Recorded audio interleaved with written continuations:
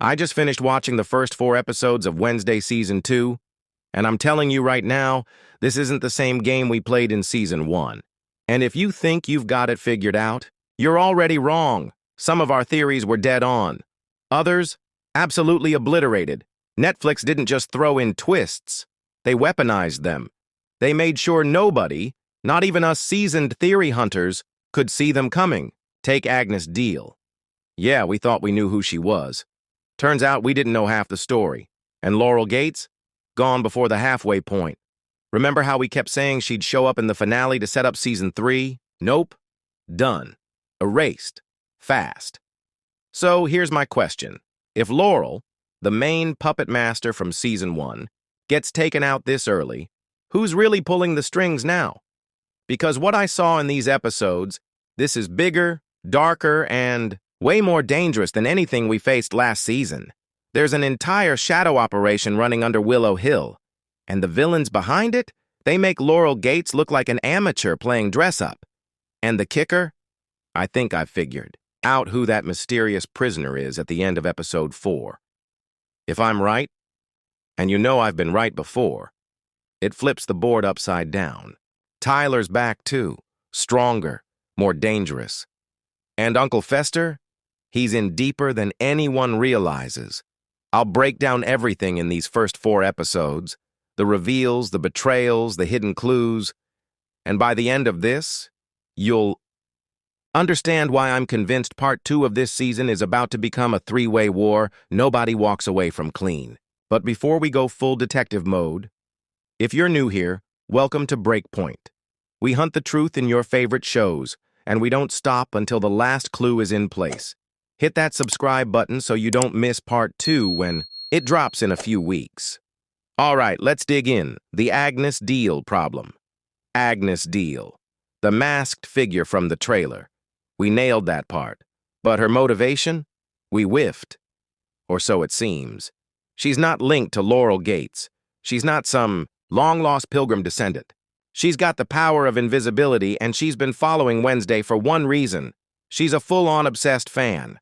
Now, I'm not saying Agnes is harmless, because harmless people don't kidnap Enid during prank day and lock her in a clock tower. And yeah, that shot in the trailer where Fester fires lightning, that's him blasting invisibility right off Agnes's body. Hair fried, invisibility fried, whole cover blown. Here's the part that makes me uneasy. If Agnes could lurk invisibly around Nevermore without being enrolled, who's to say she hasn't been lurking the entire time? Watching every conversation, hearing every plan, waiting for her moment. Enid's reaction in those scenes says it all.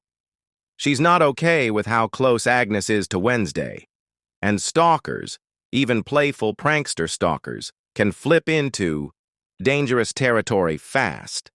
So the real question is, was this just a side plot to give us some laughs and a bit of tension? Or is Agnes going to turn out to be a wild card villain in Part 2? Now, buckle in, because this is where Season 2 stops. Playing nice. After Laurel Gates gets locked away post-Season 1, Tyler's sent to a psychiatric facility called Willow Hill, supposedly for treatment under Dr. Fairburn. On paper, it looks legit, respectable, professional, but underneath that polished exterior, it's a nightmare factory. Sheriff Galpin starts pulling threads and finds the truth. Outcasts check in, but they don't check out. People are disappearing. And not just any people, specific people. Outcasts with powers worth studying.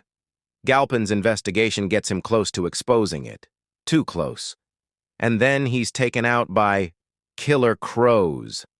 That's when we meet the man who built this whole operation, Gus Stonyworth. Gus is a normie. No powers. Used to be a science teacher at Nevermore. One day he just snapped. But before losing his mind, he started running secret experiments to steal outcast abilities and transfer them to normies. Think about that for a second. He wasn't just trying to level the playing field. He wanted to rewrite nature itself.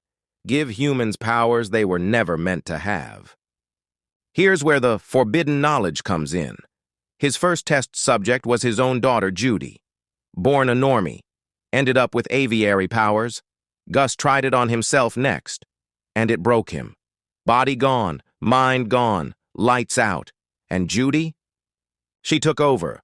Laurel Gates had ideology. She had twisted logic. Judy doesn't. Judy has pure ambition and no moral compass. When she realized Galpin was close to blowing the lid off Willow Hill, she acted. First his partner. Then she went. After Wednesday herself. And here's the worst part. Judy improved her father's methods. She's not insane. She's calculated. She's a businesswoman in the empire of pain her father built. And that makes her more dangerous than Gus ever was. If Gus was just the setup villain, if Judy is the mid-season threat, then who, or what, is behind that locked cell Wednesday finds in episode 4? Because whoever's in there isn't just a throwaway cameo. This prisoner, terrified to leave, clinging to the shadows, is going to set the course for part 2. And I have 2 theories. One ties straight into the Addams family legacy. The other could trigger the most personal revenge arc this show has ever seen. And if you've been following my breakdowns, you know exactly which theory I'm leaning toward. But I'll save that reveal until we've laid out all the evidence.